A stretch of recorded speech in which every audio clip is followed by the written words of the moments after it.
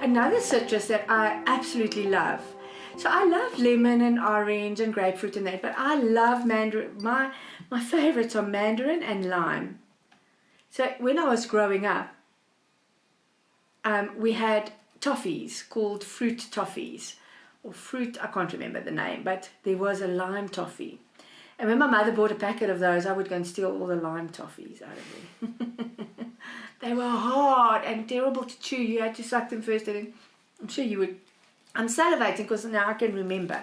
That's the thing with fragrance. You've got your memory banks and your fragrant banks are right together. So whenever you smell something and it was a sad moment, that'll always remind you of that, and you always get sad. So the lime used to make me salivate. Now I smell it, and now I remember. Now I start salivating, and that's how essential oils work on the mind, and help you. If it was a good memory, then you'd have all these endorphins and these happy hormones and things like that. That's what would happen.